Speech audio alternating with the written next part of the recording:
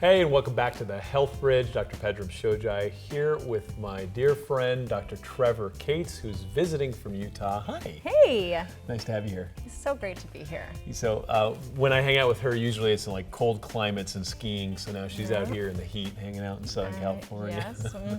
Yeah, you have to come back and go skiing again. Yeah, if I could talk my wife into the cold weather, I would move there because I actually love skiing, and you know that. So. Yep, you're a good skier.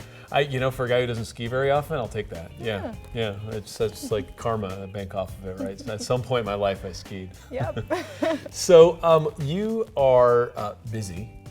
Like most of the celebrity doctors I hang out with, you're really busy doing all kinds of wonderful stuff. One of the things that you've been working on for some time now is just kind of a natural skincare conversation, which I find to be very interesting because skincare around here is about lasers and abrasions and all this kind of stuff, and we're talking about skin from the inside out. So I'd like to, and you're a doctor of naturopathic medicine. As I recall, you're the first female licensee in California. Yeah. Excellent. So you're making history here. Yeah. And so how did you get into skin? Like why did that become interesting for you? Well, it goes back to my childhood, and I don't think you've ever heard this story before. I don't think I have. No, because I think a lot of people look at me and they're like, "Oh, you're healthy and you've got glowing skin. What do you know about health and skin? You've never had your young problems." Chick, right? But actually, I was a really sick kid when I was around 9, 10, 11 years old. I had a lot of allergies, and so a lot of reoccurring infections, and it showed up a lot on my skin. I had hives and itchy eczema. I was itching all the time. And there was one kid at school that even called me chicken skin because I had these little, I know, kids are so cruel, Pedram. Just wait until yours gets a little older. And actually it got so bad. Like I became really self-conscious about my skin and about my health. It affected me in school, and then when I got into middle school, I got bullied really badly. Wow. Yeah, and I was afraid to go to school every day because I was repeatedly threatened that I would be beat up. Wow. Yeah. I didn't know any of this. Yeah, so it was really tough. And you're a dad, I'm a mom, I've got 3 kids. And my 2 daughters are around the age that I was when I was going through all this. And the last thing that I want is for my girls to go through what I went through. So it's tough to think back about that. But the good thing is, as good parents like you and I are, my parents didn't give up. Even though I went to a lot of different conventional doctors that tried different medications with me that made me feel worse, or I had the side effects from histamines and things that made me feel like wound up, or I couldn't sleep at night, or I just felt drugged, right? Luckily, they didn't give up. They found a holistic doctor that is the thing that turned my life around. And so she introduced me to holistic medicine, and that's when I was introduced to it at a really young age. And in addition to feeling better, one of the things I really noticed about her was that she spent a lot of time talking to me and really understanding what was going on with my health. And no other doctor had spent that time to really listen. And so it was so great to have that experience. And so later down the road, when I was in school, I decided this is what I wanted to do. When I saw a TV program on naturopathic medicine when I was an undergrad. And I thought, that's what I want to do. I want to do what that woman did for me. I want to do that for other people. Wow. And so that's where it all started. I went to naturopathic medical school. I ended up working in a spa, some world-renowned spas in Park City. And so I started seeing a lot of people for skin conditions. And so it was a lot of my approach is healthy skin from within. Wanted to help people with a healthy skin from within. But also it's important for us to figure out what we can put on our skin so that we can have that inner and outer health. Because a lot of the skincare products that people would bring into me and show me have a lot of hidden endocrine disrupting chemicals and carcinogens. And so that's one of the reasons why I've created my skincare line as well.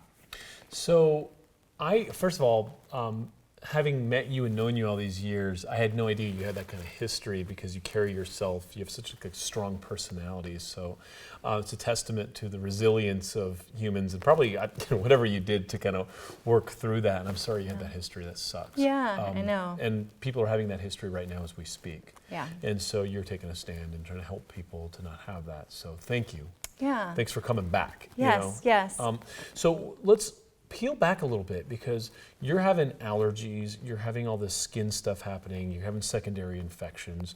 What did this lady start to identify that started to change this milieu? Because you get Accutane, you get antibiotics, you get steroids, you get antihistamines. I mean, kids go through this all the time. All the kids I went to junior high, they kept plastering stuff and saying, "Oh, that didn't work. Try this." Right. It was just like throwing darts more than it was science, I thought. And so, you went through that, and then you ended up with this lady. Yeah, right. And I tell my patients that our skin is like a magic mirror, where it gives us keys about the internal health of our body. So it's not just what's happening here; it's what's happening inside. And what she was doing with me and what I do with my patients is really address the underlying causes of what's causing that. And the biggest thing I find is inflammation. We've got this internal inflammation that shows up on the skin. And so we need to do things to decrease the inflammation in our body, balance our bodies so that we can have that glowing skin and vibrant health. Because when we have glowing skin, it's usually a pretty good indicator that our health is good, and when we have skin problems, it's a sign that something is out of balance. It's interesting, like biologically, you look at it, a lot of people put on lipstick and blush and all the stuff to like show good blood flow and like a kind of a healthy, harmonious inner state, right? So if you are healthy on the inside, chances are it should reflect on the outside. And like biologically and like in an evolutionary perspective, it's like, oh, that's probably a good mate for my children and stuff like that, right? And so now the whole cosmetics industry is about approximating that and faking that in a lot of ways. So what does natural skincare look like? I mean, obviously we don't want the poisons. Right. Well, a lot of it has to do with, like I said, addressing internal inflammation if people have that. Because if they have skin problems, that's usually a lot of what's going on. That can be from hormone imbalances, nutritional deficiencies, toxin exposures. And one of those toxin exposures is actually the skincare products that people are putting on to make themselves look better. Is, like I said, they're full of environmental toxins that we find in other places. And so parabens and phthalates, these things disrupt our hormones. And as especially with women, we use more personal care products than men do, although men use quite a few too. We are trying to hold back time from the changes, and part of that's our hormones. And when we're putting these skincare products on, we're actually disrupting our hormones even more. Wow, that's kind of a bad deal. Yeah. And so you think, okay, that's fine. I just got to get through the prom. That's fine. I just got to get through my 20s. Now I got to get through my 30s. And I mean, and this is kind of not fair, but personally, I feel like women have more of a challenge here because, everything's associated with youth and beauty and all this. So it's like as you start to age, it's like you're a depreciating asset and like your identity crisis starts to come in. And it's just not fair. And so I feel like it's that much more pressure on your gender to constantly look young and beautiful and youthful, and you're willing to poison yourself to do so to get through today, kind of thing. Right. Well, the good thing is that there are options for people. They don't have to use the toxic skincare products, that there are natural alternatives now. And it really does impact our confidence. And that's what I noticed when I was a little girl was the health of my skin. That's what everybody saw was my face. And so that's why it affects people's confidence. That's why they're covering up. That's why they're using all these cosmetics and skincare products to make them look better, because part of it's we want to feel good about ourselves. We want to present ourselves well. So it plays into our level of self-esteem and confidence.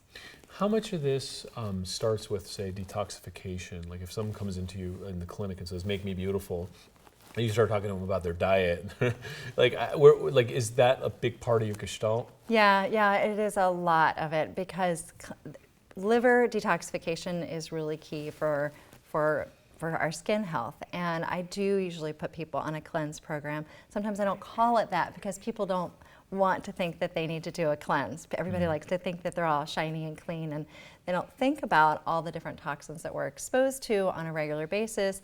And then a lot of us have genetic factors that interfere with our natural ability to detoxify. Yeah, well, that to me, that is one of the kind of big pieces there is, in Hollywood, everyone's doing a detox every time they want to lose 10 pounds, right? And it's like, what is you can't detox and retox at the same time. That's just insane, yes. right? But then when you have proper detoxification, Yes. what that looks like, changing your diet, that looks like X, Y, and Z. Like, what would that look like in your universe, and how many weeks is that? Yeah, I usually put people through a 2-week program to start. And a lot of it is taking out the foods that trigger inflammation, a lot of these problem foods that we have for skin, and that also interfere with liver detoxification, lead to inflammation. So that's a big part of it, is the food choicing. So it's what we take out during the cleanse, also what we put in. So we want to eat anti-inflammatory foods, foods that support liver detoxification, like cruciferous vegetables, broccoli, cauliflower, Brussels sprouts, that family of vegetables, as well as onions, garlic, those kinds of foods. So we want to eat the nourishing foods that help with cleansing. We take out the bad foods. And then also there's certain supplements that help too with helping with cleansing. Okay, so one of the things that I see all the time with cosmetics is they'll use heavy metals and things that just should not be ingested into the human body to get that color or get that dye to just kind of hit right. And that's the stuff that, once into the cells is the hardest to get rid of. And so when you started researching making a non-cosmetic, a non-toxic cosmetic line, how do you start to get some of the same kind of colors and efficacy and all that? I hear that's kind of one of the big challenges because, synthetic, you could pretty much do anything. Yeah, and unfortunately the FDA does not regulate skincare products, personal care products very well in the United States. Where in the European Union, in Europe, they've banned hundreds of chemicals from personal care products. In the US, the FDA has banned 11 ingredients. That's it. So, and considering that on average people use 9 personal care products a day, and that exposes us to 126 unique ingredients, and these haven't been approved or gone through testing, and it's up to the manufacturer to decide what's safe for us, which we know when people are looking at dollar signs, they want to make money. And unfortunately, this is what's impacting our health. And like you talked about, heavy metals, mercury, lead, surprisingly in mascaras and lipsticks and hair coloring, things that women use on a regular basis, and some men too. Yeah, well, I think jokingly on a past episode, we're talking about the average woman in her lifetime swallows 10 pounds of lipstick because of just having it on her lips, and read the ingredients on that, and what the hell is that? Right? Right. Where do you even start by looking at these ingredients and saying, well, does this belong in my body? The answer is obviously no. Right, and a lot of those ingredients aren't listed on the labels. They're not going to put lead on the label. Those are contaminants. So there are things that you can look for on labels. Like, for example, the word fragrance is in a lot of personal care products, and hairsprays, and of course perfume and makeups and creams and lotions, all kinds of things have fragrance in them. It's a way for them to put on the ingredient label something, but hidden in that are usually phthalates, which are it's a plasticizing agent. I'm sure you are familiar with this, and it's an endocrine disrupting chemical. And then another big ingredient are parabens. Now, sometimes you could see those on the label, but we're concerned about those being endocrine disrupting chemicals as well, maybe even carcinogenic. Yep. And so these things stack up over time. So say you're 13 years old and mom finally lets you use lipstick and put stuff on your face and all this kind of stuff. It starts adding up and bioaccumulating. And so one of the things that just blows my mind is because the body can't detox this stuff, it stores it in fat cells. And so every time you lose weight, the stuff kind of comes out and wreaks havoc even more. And so as you're trying to look prettier over every year, it gets harder and harder to feel well and actually glow from the inside out and be pretty. Yeah, and I'm glad you brought that up, because when we do cleansing, that is something to think about, is when that lipolysis happens, when I'm putting people through these programs, we definitely want to be careful about when those lipolysis happens, that fat cells are breaking down and those toxins are released.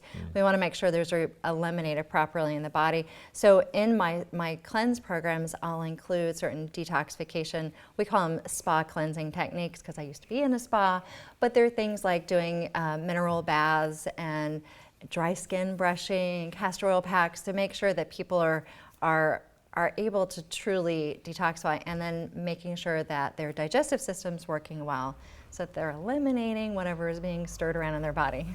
I think that's a big one, and I think that's one that most people in skincare won't want to even talk about, which is poop, right? Like if you are not eliminating, and by saying eliminating, I mean we mean pooping, right? Like if you're not moving it out, then your detox pathways are jammed up, which means all this junk is in your body and kind of showing in your skin and showing in your cells. And we know that people feel really bad when that happens. When people are doing a really good cleanse that's actually working, and they're not eliminating properly, they get headaches, they get moody, they just feel terrible. So yeah, it's really important to get that, everything moving the way it's supposed to. In naturopathic doctors, we talk about poop all the time. Yeah, I mean, you have to. Like, same thing in Chinese medicine. We spend so much time talking about poop, it's actually kind of gross. And it's like, I want to know about your poop, for good reason. Just on the subject, I just want to get your quick opinion on this. Enemas, hydrotherapy? If people need it, I find that most of my patients won't do them. And I used to, in my Santa Barbara practice, we had a colon hydrotherapist in our clinic, and it was great having someone I knew was really good. She knew what she was doing, and I felt comfortable referring her.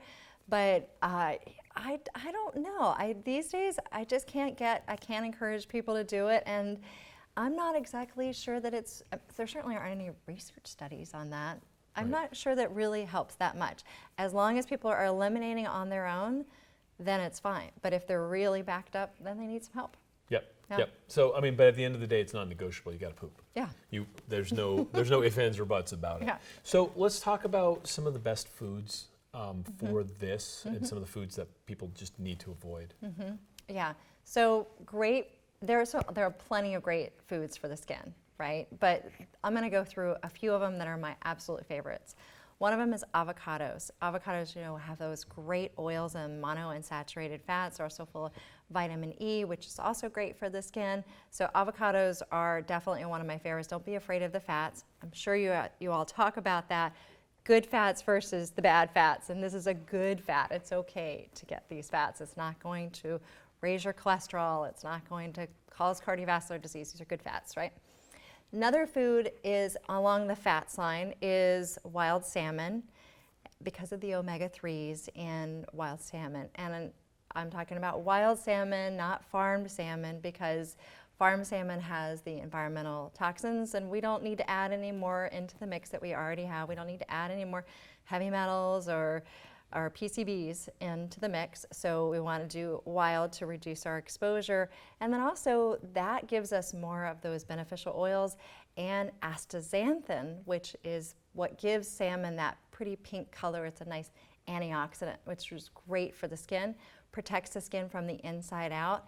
And I don't know if we have time to talk about supplements too, but I do think it can be a great supplement for the skin too, because it almost works as like an internal sunscreen. You take it and it protects the skin to a certain extent. Astaxanthin does. Yeah. Great.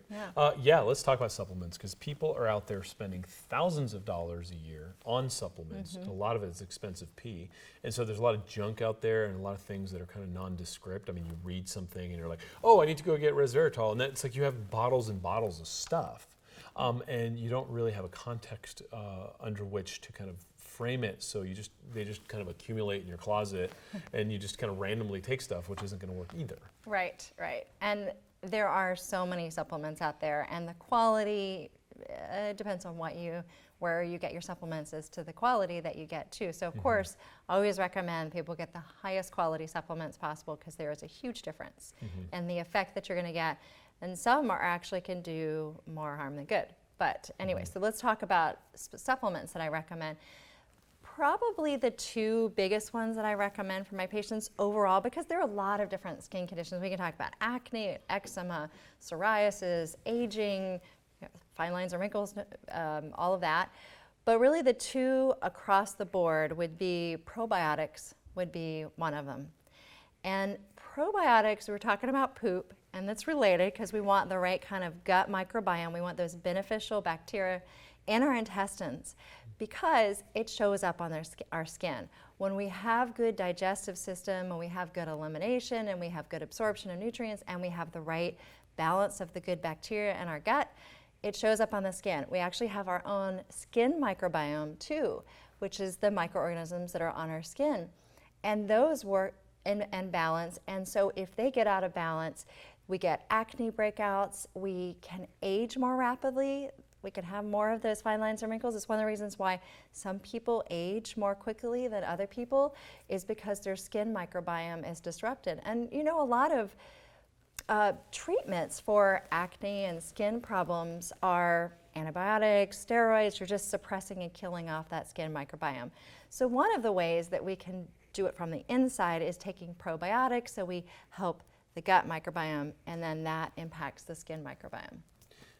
That's a very interesting piece that we learned when we were having our first kid, is that, you know, mom's gut bacteria will help influence mom's vaginal bacteria, and that's kind of the seed colony that baby comes through and out, and that kind of bathes the baby in, you know, that whole kind of culture, if you will.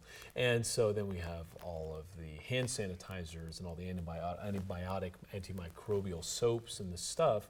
Again, it's like smothering life. So there's a balance. There's good bugs and bad bugs, but the good bugs are there to crowd out the bad bugs, and I think those have been kind of baby out with bathwater in this kind of scenario that we're waking up from, I would say.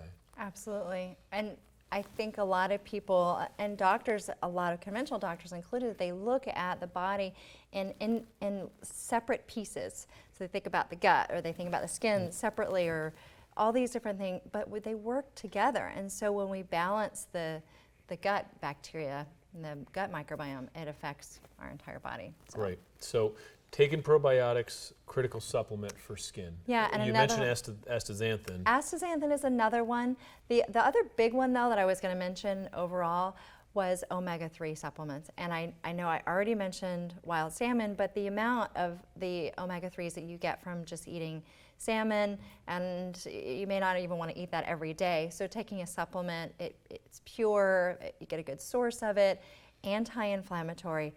I talked about the biggest trigger for skin problems being inflammation. So when we take supplements that decrease inflammation, that's going to help our skin in so many different ways across the board with all different skin conditions. Those omega-3s help with decreasing inflammation. So those are the two big ones. And astaxanthin is great. Other antioxidants are great too, like resveratrol, CoQ10, tocopherols, and there are lots of great antioxidants too. So those obviously need to be in place because of radical damage and all that. What a quick point on this, just something that like I learned doing a tour in a fish factory, was if you're getting fish out of like a tin, so if you go to like Trader Joe's and you get like a tin of salmon, a lot of times the salmon has gotten its first press taken out and sold to the supplement companies. So a lot of times you're getting, like, you better get the whole fish in there, because if it doesn't say so specifically, you're gonna have trouble because the actual omega-3s that you're trying to eat are gone. And so processed fish, if it's in a tin, is a problem. And plus, tin's probably something you don't want to eat in the first place. Right, and then they're usually lined with BPA, which is another chemical we don't want in our bodies. Yeah. Yeah, so it's hard because, I mean, you know, you want to go back and be a fisherman, or, you know, like walk around with your grass-fed, you know, cows and all that. That's where we came from, and now we're finding we're sick because of all these reasons. Right, and this is one of the reasons why today it's good to take supplements. Maybe we didn't need them in the past because our food was different, our food was cleaner, it actually contained the nutrients that nature should be providing. But unfortunately, because of our, you know, just how our animals are raised, the fish are in toxic water, and the way our food is raised, are grown in the ground, we've got all these chemicals in the soil and in our water, so they end up in our food. So taking supplements can help fill in the gaps where our diet leaves off. It's unfortunate, but it is Yeah. what it is. So how about how we were raised? Because especially me, I mean, I grew up in the desert, right? Like my lineage was out in the sun all the time. So now we're afraid of the sun, and so we have certain things that are kind of precautionary about skin cancer and all that. We know we need vitamin D. And we know the sun helps with that, but we also have skin damage that happens from the UV. So what's your stance on that, and how do we have a kind of a healthy relationship with the sun? Yeah, it's a really good question. People ask me that a lot because we do want some sun exposure because we want vitamin D. We don't want to be totally afraid of the sun. And I do know there are some people that don't go in the sun at all, and that's not healthy either. But we don't need a lot of sun exposure to get vitamin D. Now, you and I have different pigmentation of skin, so we have different. You're going to need to be in the sun longer to get vitamin D than I will. I won't need to go out for very long. For someone with my skin type, I probably will need to go out in the sun 5 minutes a few times a week to get the vitamin D levels that I need. For you, you're going to need a little bit more. But when you do go out in the sun, I think it's a great idea to cover up your face, put on a good sunscreen. I do want to talk about sunscreens because I think that's important. Wear a hat. Try not to go spend a lot of time in the middle of the day when the sun is the harshest. Just be smart about it, but don't be afraid of the sun. And then one of the things that sun does is it creates oxidative damage in the body. So that's another reason why I like people to take antioxidants, because of the damage that sun creates, as well as the environmental toxins that we're exposed to that creates oxidative damage. So these nutrients in our supplements and our foods, colorful fruits and vegetables, can help reverse that, protect us. So protecting ourselves from the inside out against the sun is a great strategy. What about topically? So like sunscreen? Yeah, so sunscreens unfortunately are full of harmful chemicals for the most part. There's one in particular called oxybenzone that's in most sunscreens. And we do know that this is an endocrine disrupting chemical. So it's a hormone disrupting chemical. So it's better to throw those out. I tell people to throw their sunscreens out all the time. Instead, use a zinc oxide based, a mineral based sunscreen, or sunblock is what they're usually called. It used to be that the only zinc oxide we could get was really pasty. It was like what Zinc lifeguards would wear, like those lines on their cheeks and pink or different colors. But now there are companies out there with really good technology making better sunscreens. And there are also mineral makeups that women can use that help also protect their skin from sun damage. I would say about the mineral makeups though, is when they're in a powder, you want to be careful if they're nano-sized particles. We don't want the nano-sized particles in powders or anything that aerosolizes because it could get down in our lungs. So titanium dioxide and zinc oxide are the main mineral sunblocks. And they're great, but just be careful with the powders. Don't go huffing them. Yeah. So when we're talking about this, or we're talking about reflective qualities of the minerals, like what makes the minerals actually Yeah, do they do. They block it. It's a little bit different pathway than, I don't know if we want to get into all the little nitty gritty details in the chemistry of oxybenzone, but those chemical sunscreens, they actually change our cells, and it's a little strange if you start reading the science behind how those actually work on a molecular level. But with the zinc oxide and the titanium dioxide, it blocks. It just blocks the sun. So right. it's like a different. mirror out, just Yeah. shine away. Yeah, that seems a lot more sensible to Yeah. me. Okay, because the other kind of component here is healthy lifestyle, right? Like, you're going to have rosy cheeks if you run and do gymnastics or yoga and all those other types of things. Ideally, you want to do some things outdoors. But so how can people mobilize to help their skin from the inside out? Well, I think it's a really great point that you talked about exercise and with things like lifestyle, stress management, all of that is important. And even on a biochemical level, on the physiology of us, one of the things that happens is we're really stressed and we're not doing stress management and we're not exercising regularly, we're not getting good sleep. Our cortisol levels go up, our stress hormone, our adrenal hormones, cortisol can go up. And with cortisol going up, that can increase sebum production on the skin and create more breakouts. A lot of reasons why when people are really stressed, they get pimples. So doing things to lower your cortisol level can help. Also, if people are eating a lot of sugar, it's a similar kind of thing. When people eat a lot of sugar or foods that turn to sugar in the body, it causes spikes in insulin, which then leads to increased sebum production, as well as androgen activity, which we know androgen activity at high testosterone levels is another reason why people get acne breakouts. Yeah, and cystic acne sucks. Yes. You just can't even pop it. Right. It's the hard, resilient stuff. Yeah, that's been a piece where I know a lot of people who come to me and say, like, hey, I start taking maca and I break out. Well, if you're talking about FSH and things that kind of push your hormones and your metabolic pathways aren't set, that also tends to happen. So I know a lot of people that supplement for one reason and then have kind of an unintended consequence for another, but that's kind of a whole different bag, and that's functional medicine. But it's out there, and we need to watch out for it. And I love how stress is in every single lineup, in every single police station. Every time we talk about anything, stress is there, and that's just it's the true. reality. And so many of our hormones. I mentioned two hormones. I mentioned cortisol and insulin, but there's also estrogen, progesterone. And I mentioned testosterone a little bit, but all of the different hormones play a role in our skin health. And so we just need to do what we can to keep those balanced. A lot of it has to do with stress management. Going back to that, if we could do that, we'd get our adrenals working well, our cortisol working well, our thyroid working well. Everything else can work better too. And then that plays back into the cleansing. Part of the reason why I really think the cleansing is important is because when we improve our liver function, it helps with hormone metabolism. And when we metabolize our hormones better, then they can be in better balance. And then that shows up on our skin, and we also have a lot of other great benefits, like being able to be the weight that we want to be. As women, we don't have as much PMS or menstrual irregularities or all the other, infertility and all that stuff that goes with it, if we can get our hormones balanced. And for men, you guys want your hormones balanced too, right? We certainly do. I think most men just want more, right? It's just like, give me more of the man sauce, and it's just, testosterone without the balance, and then they kind of flip.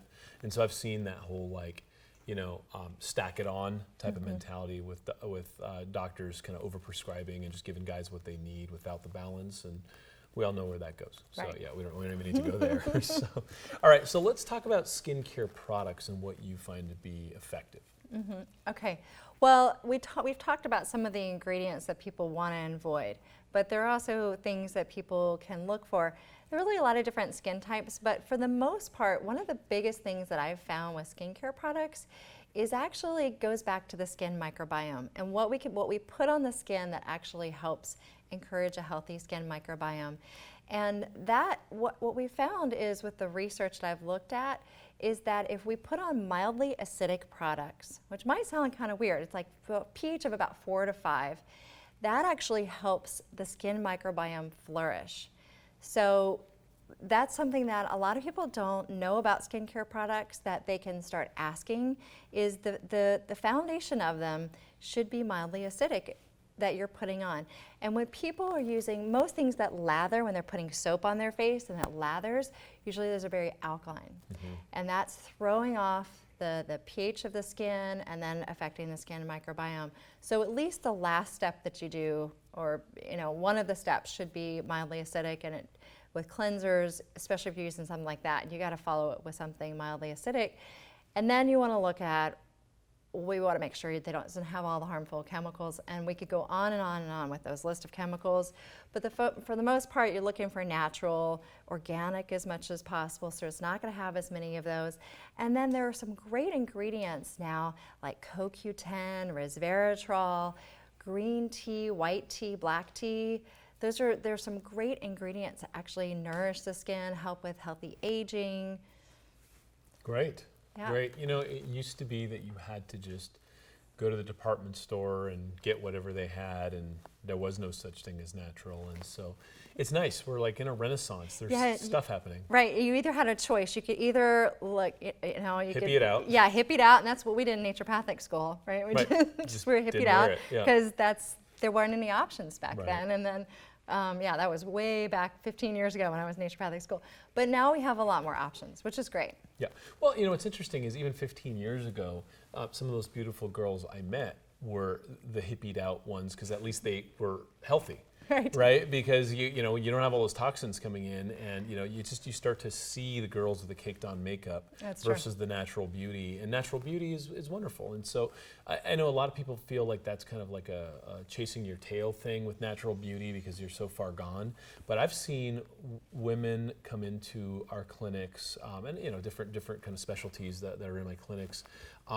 And go through a detox and go through like a gut rebuilding program. And no one's talking to them about skin or anything. And all of a sudden it's just like, wow, she's beautiful. Right. Like she's like something changed. It's so true, Pedram. And that is what I noticed in the spas that I was working in. People were coming in to see me for weight loss or for hormone imbalances. And then they come back and they say, hey, my skin cleared up.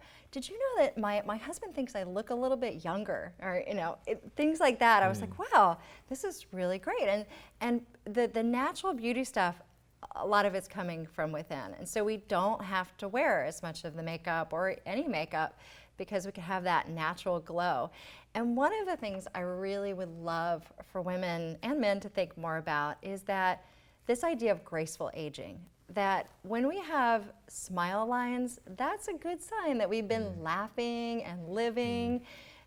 But none of us want to look any older than we already are, but there's a certain amount of beauty in just, a face that looks like it's lived. And a Botoxed face that's had a lot of plastic surgery, those are people's choices, but it's not always the ones that look really beautiful. Yeah. I think the most beautiful women that I've ever known have been in their 70s and 80s.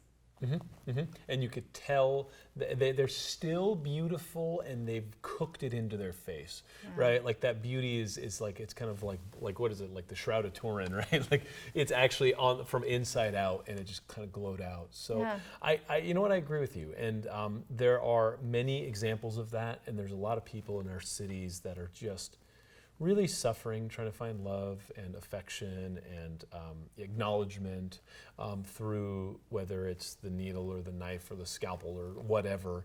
And I'd like to say, look, I'm not here to judge, but there's probably another way to look at this and find a solution that's a little bit more homegrown.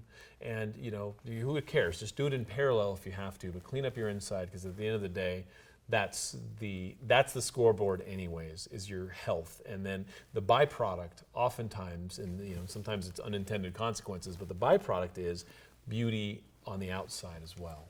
Yeah, absolutely. And if you have that, if you can clear up your skin, because I know that the people that have eczema and acne and psoriasis, especially on their face, it affects their confidence. That like these women in their 70s, 80s, we know that part of it is that confidence, that air about them that makes us think they're beautiful. But once we clear those things up, then people can truly be who they are. And I know that because I experienced that. I got to finally come out of my shell and not be such a little rugrat kid and kind of grow up a bit. Yeah, and be pretty and feel pretty. Yeah, and every girl deserves that. Yeah, absolutely. Thank you so much. It's really, and for those of you who are just listening, she's this beautiful, beautiful girl who's shining from the inside out, and I appreciate you sharing that with everyone. That's I didn't even know that about you. So yeah, thank you for letting me share that. It's a little hard. It's a little vulnerable place in there but thank you for letting me share that. Yeah, I would say it's probably the most vulnerable because it happened in those really harsh years where kids can be so rough. So I'm glad to see you on the other side of this, and I thank you for helping people not go through the same thing you went through and really helping them. Absolutely. Thank you, Pedram, for all that you do.